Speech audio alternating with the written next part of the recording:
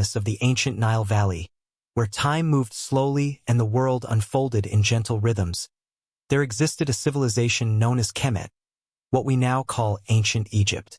Life here was tied to the river, to the sun, to the pulse of nature, and to a complex spiritual understanding of existence. Over the centuries, these people developed rituals, medicines, celebrations, and beliefs that shaped their culture in deeply profound and often surprising ways. Among these customs, woven into their religion, their medicine, and their everyday lives, were experiences that modern people might understand as altered states of consciousness. In other words, the ancient Egyptians, in ways subtle and sacred, often found themselves getting higher than most would ever believe. This elevation of mind and spirit wasn't always seen as recreation, but rather as communion. To the Egyptians, reaching altered states was a way to contact gods, to glimpse the afterlife, and to find balance with the forces of the world.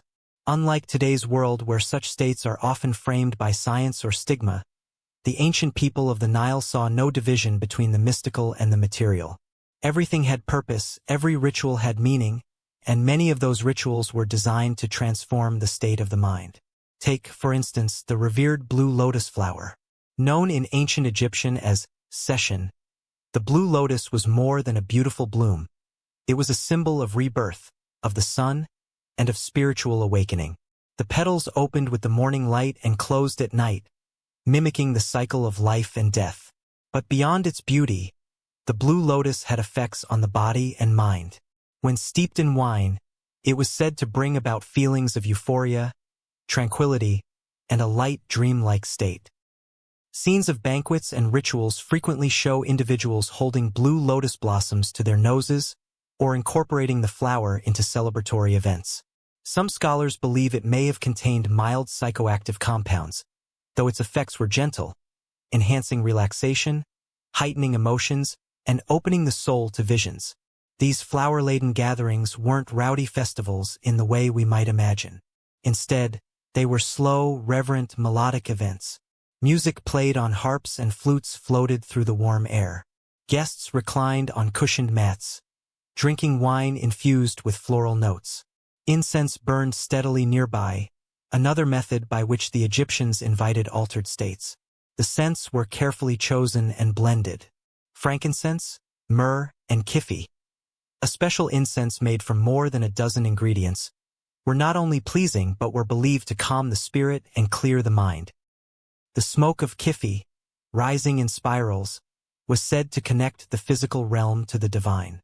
The temples of ancient Egypt were sanctuaries not just of prayer, but of perception.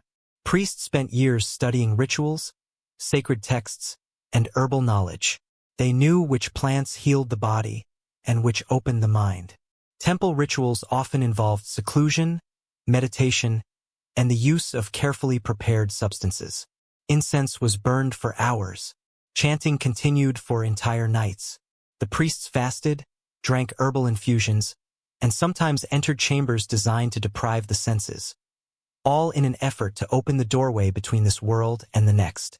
In the Temple of Hathor, goddess of love and music, great festivals were held in her honor. The Festival of Drunkenness, as it later came to be known, encouraged the consumption of wine to the point of inebriation. This was not done simply for pleasure, but to reenact myths and enter trance-like states. Participants would dance, sing, and drink deeply, aiming to reach a point where their consciousness softened, allowing the divine to enter. It was believed that in this altered state, individuals could receive visions or messages from the gods.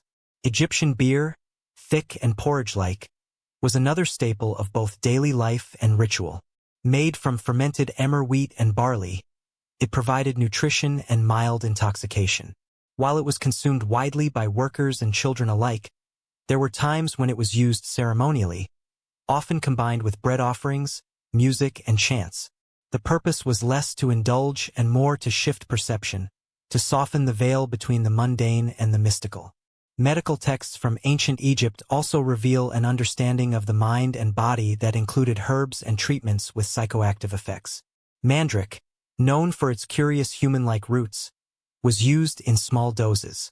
Its properties could sedate or cause vivid dreams. Poppy seeds, perhaps used to calm pain or induce rest, may have made their way into Egyptian practice through early trade. While it remains debated, archaeological evidence has hinted at the presence of certain alkaloids within burial wrappings and even the hair of mummified remains. One of the more curious and controversial discoveries involves the presence of nicotine and cocaine, substances native to the Americas, in some Egyptian mummies. How these substances arrived in Egypt, if indeed the findings are accurate, is a subject of much debate. Some argue for post-excavation contamination, while others suggest ancient trade networks more vast than previously imagined. Whatever the explanation, the very idea invites the imagination to picture Egyptian priests or nobles partaking in rituals with herbs and resins brought from distant lands, each with their own spiritual effect. Dreams played a central role in Egyptian spiritual life. Temples were built not only for worship but for dream incubation. People would travel to special sanctuaries to sleep, hoping for healing dreams or visions. The Temple of Serapis, among others, allowed visitors to rest in quiet chambers filled with incense and chants, where the air itself seemed thick with divine presence. Herbs were sometimes used to induce sleep, and priests would interpret the resulting dreams. These rituals were not secretive in the modern sense, but they were reserved, practiced by those trained to maintain the balance of Ma'at, the principle of cosmic harmony. In many ways, the altered states they pursued were less about escape and more about alignment. By shifting their perception, they sought clarity about the gods, the world, and themselves. Even the art of embalming was steeped in ritual and infused with aromas that may have had subtle effects on the mind. The process, lasting 70 days, involved resins, oils, and herbs meant to preserve and purify. For those participating, it was a deeply sacred process, quiet, reverent, filled with symbols and scents. The priests who oversaw these rites were immersed in a sensory world unlike any other. One can imagine the repetitive chants, the swirling incense, the meticulous motions, all contributing to a meditative, almost trance-like state. The idea of being high, in the modern understanding, carries with it notions of indulgence, escapism, or rebellion. But in ancient Egypt, these altered states were paths to truth. They were bridges to the afterlife, to divine knowledge, to healing. The slow rhythms of Egyptian life, the lapping of the Nile, the shuffle of sandals on temple stone, the whisper of reeds, all mirrored the slow transitions of mind during ritual. In the evening, as the sun dipped below the horizon and the sky turned gold, the people of the Nile would light their lamps and prepare for rest. The smell of kifi would fill the air. Some might sip wine steeped with petals. Others would listen to the soft sound of flutes. Children would sleep beside their parents on woven mats, the distant chant of priests echoing from temple walls. The night was not a void, but a realm of dreams, a domain of gods and the spirit. It was in this space, between waking and sleeping, between earth and sky, that the Egyptians sought communion. The practices they embraced were not about excess. They were about insight, the slow preparation of incense, the careful brewing of infusions, the rhythm of chants. All pointed to an understanding that the mind, when treated gently and with reverence, could be guided to higher places. Places of peace, places of knowing. As the centuries passed, and the temples fell silent, much of this knowledge faded. The blue lotus still blooms, but its secrets lie hidden. The recipes for kifi are remembered only in fragments. And yet, the legacy remains, carved into walls, painted on tombs, whispered in the reeds of the Nile. So now, as you drift toward your own sleep, let your thoughts wander slowly through the sacred halls of memory. Imagine the warm air, the gentle sway of palm fronds, the quiet footsteps of a priest at dusk. Imagine the scent of incense and the soft hum of ancient prayers. There, in the stillness, you may find a trace of the dream world the Egyptians cherished. A world where the soul could rise, where visions blossomed like lotus flowers, and where the divine was never far away. Rest now.